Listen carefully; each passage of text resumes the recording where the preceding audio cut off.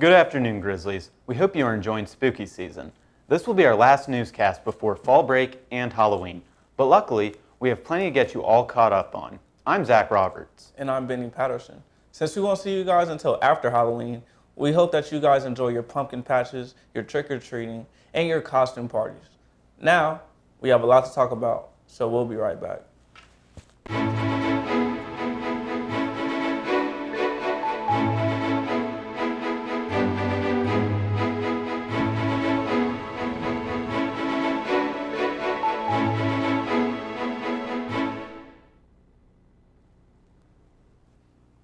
Around this time of year, many college students like to visit haunted houses, and the Franklin News team took it one step further, visiting a haunted house that is haunted by ghosts, not actors.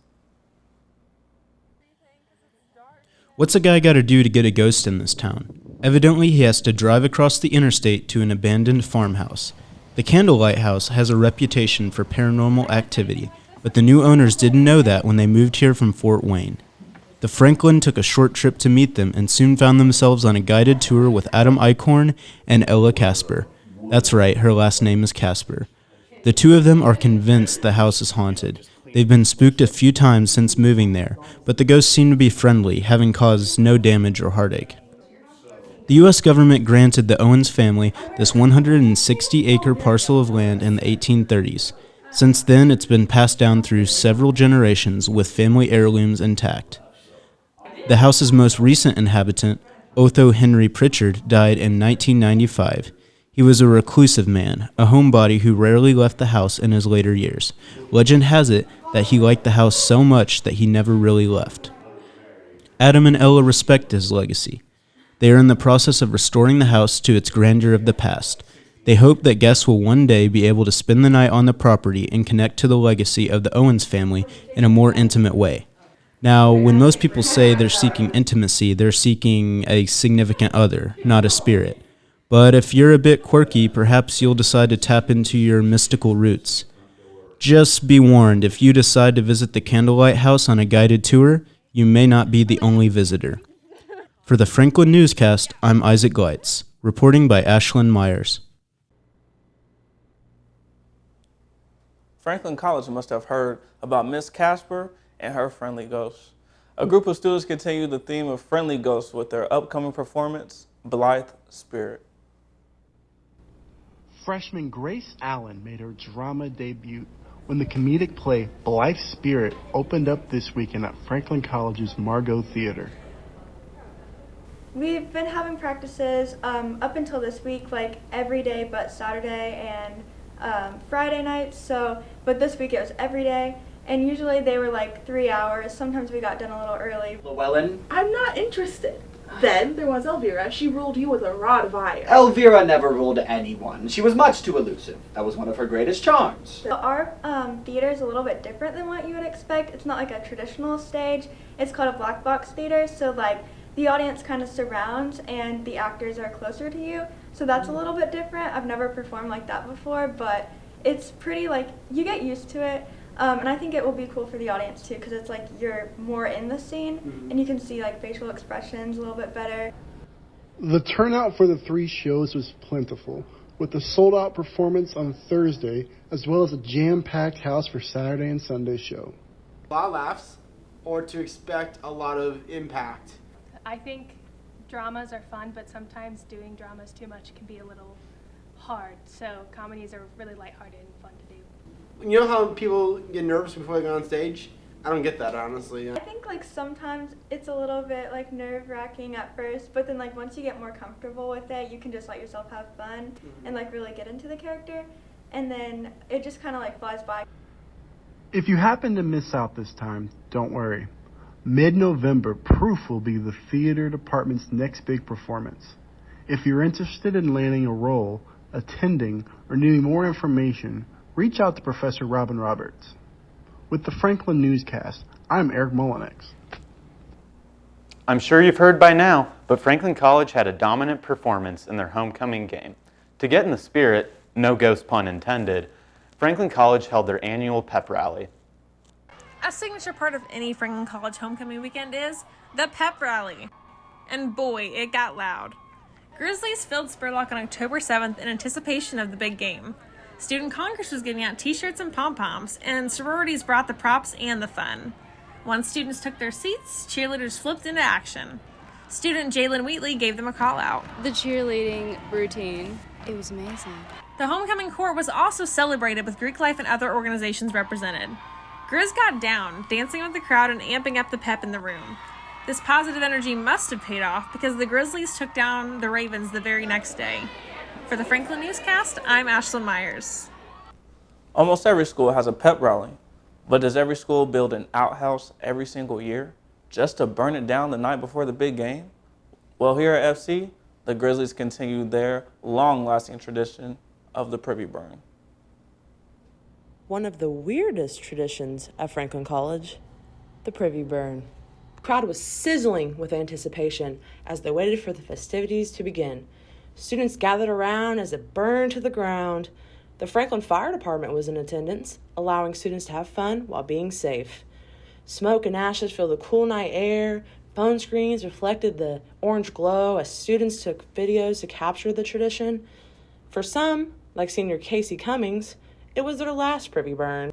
It's something I look forward to every year just because we get to become together as a community and burn a big piece of outhouse. For the Franklin Newscast, I'm Avery Phelps.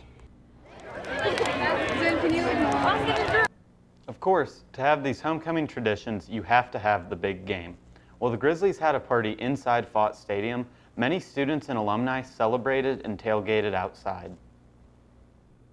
The most enjoyable part of a football game that brings everyone together, tailgating. Franklin College kicked off homecoming weekend as many fraternities and sororities joined as a community on campus to bring the crowd together. Franklin College students and alumni had the chance to talk and visit while enjoying fun activities such as playing cornhole, playing loud music, and having cookouts. Katie, our fraternity, takes great pride in the food they cook. Yeah, absolutely. I mean, especially homecoming. It's one time a year where everyone's back on campus to have a great time, support our football team, but also get to catch up with alumni who we've not seen in a while. I mean, we got burgers, dogs, brats. As long as you're cooking food, people will come. Anytime the football has a home game, tailgate, support the team, but especially homecoming weekend, we get to see everyone come back to campus. So it's always a great time, and I'm looking forward to the rest of the day. For the Franklin Newscast, I'm John Asplund. The Grizzlies did their part in capping off a successful homecoming weekend by following up the festivities with a big win. Go Grizz!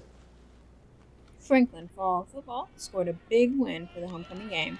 The Grizzlies beat the Anderson Ravens 54-14. They haven't lost to the Ravens since 2005.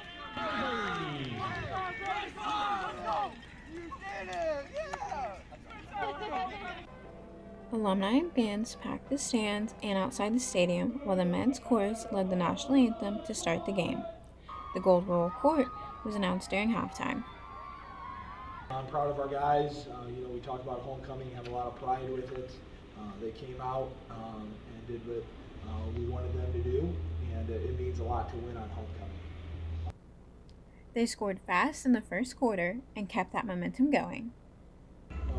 Going into this game was starting fast and jumping out to a 14-point lead is something that I thought if we could do that, we could really build off of that. And we were a little lull, but we were able to come out of it and go into halftime in pretty good shape.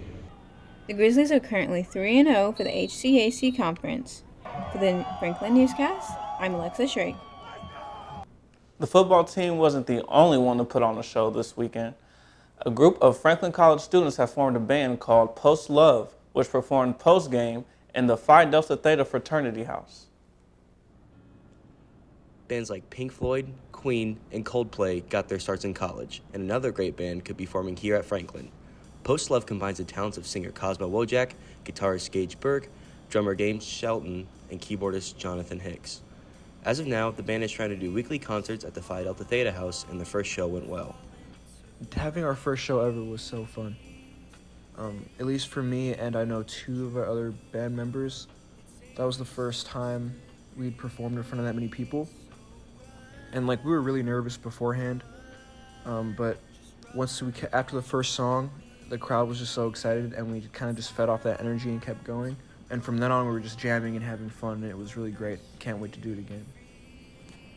Their first single, 86 Degrees, is out on all streaming services, so be sure to give it a listen.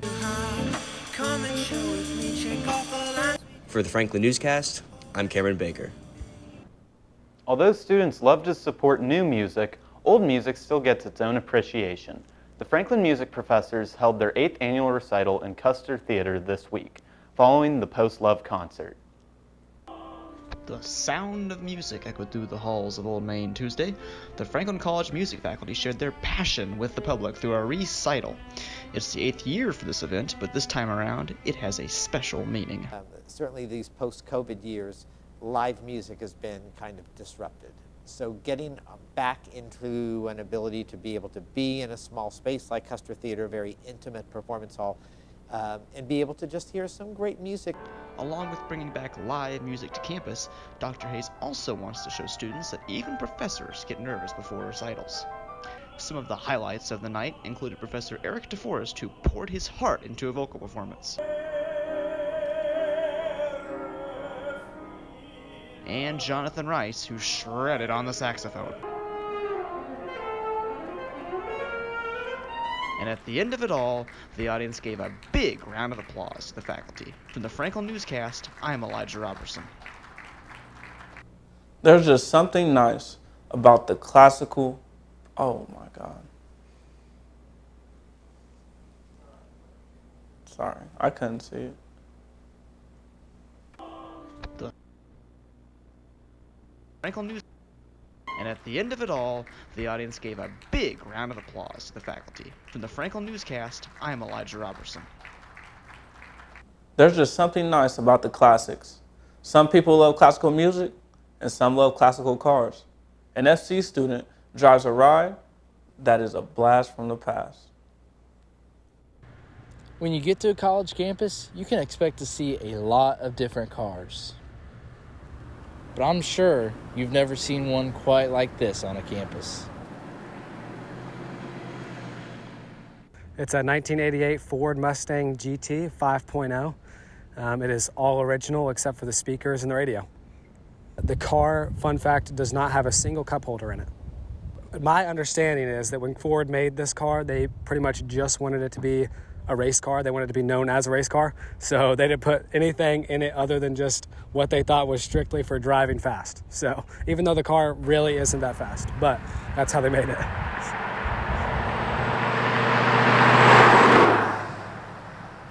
Hartledge says that family is a big part of why he's into cars. So my whole family owns cars. My grandpa has more than I can even count. My mom has an old car. My dad has an old car. So kind of just grew up natural for me, being into old cars, and I've always kind of been a Mustang guy, and I kind of landed on this one and ended up being my favorite one.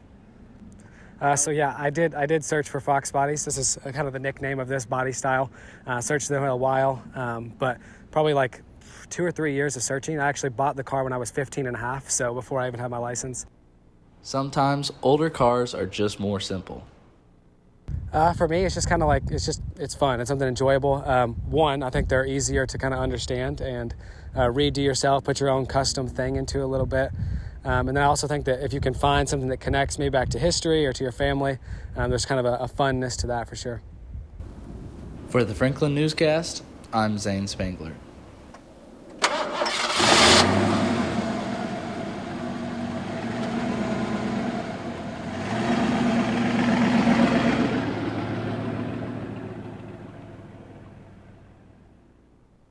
Now back to the future. Who could have thought that hours in the basement grinding Call of Duty would help a college recognize you? Well, the Grizzlies esports team are in the midst of their second year here at the college and are having lots of success. The esports team competed against Ferris State Wednesday night. The teams played 5 different maps of Call of Duty Search and Destroy. Franklin won the first round due to a disqualification on Ferris State. Later in the night, though, the Grizzlies went on to lose 3 rounds to 1. While the night wasn't what the Grizzlies had hoped for, the season has been off to a great start. Jarrett Miller had a few things to say about the early season. Yeah, the season's going really well. We got a couple new guys who never got to play last year. I'm new here too, so just building the roster. Expectations are that we make playoffs this year, and if not, we will next semester. For the Franklin Newscast, I'm Dylan McKinnon. It's never a good day to lose to Hanover, but the men's soccer team fought hard in a defensive battle against the Panthers. With a lot of young guys having to step up, the team looks forward to taking this experience into future games. The 2-9 Franklin men's soccer team competed in a rivalry game Wednesday night against 6-4-3 Hanover. It was a hard-fought defensive battle all night. It was a great atmosphere from start to finish. We had a lot of guys injured, and some freshmen had to step up big with some starting positions. And throughout the whole game, our whole team was pressuring, playing defense, and unfortunately in the last 5 minutes we let one slip, and unfortunately we lost to a tough team, but it was a great overall performance. Franklin and Hanover only combined for 7 shot attempts in the first half. This defensive battle ended with 2 goals in the last 6 minutes by Hanover. Eddie Uzak led the Grizzlies with a pair of shot attempts, and Ian Rowe tallied 5 saves for the game. For the Franklin Newscast, I'm Wyatt Kreider. Well, Benny, I'll be absolutely sick to my stomach if we end tonight's show on a loss to that school down south, Hanover. How about you give us a rundown of the other sports, Benny? Zach, I'd be pretty sick too. But thankfully, the men's soccer team came away with a 4-2 win against Earlham. The women's team didn't have as much luck against Earlham, falling 1-0. The football team came away with a huge 48-19 victory against Defiance.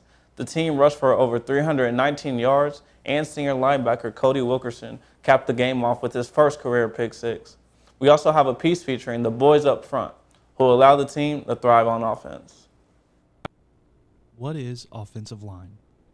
It's a position that comes with no gratification, only paid attention to when things are wrong. But when things are right, there is little to no recognition. They're not there for glory or for stats. They're there to put in the work and get the job done. To not only persevere in the game, but in life as well. It may not be glamorous, but they're the backbone of any offense. For the Franklin Newscast, I'm Zane Ballinger. Thanks, Benny. That doesn't quite fix losing to Hanover, but I suppose it helps. Nothing quite does, but we have to find something at this point. I'm Benny Patterson. And I'm Zach Roberts. And in case I don't see you, good afternoon, good evening, and good night.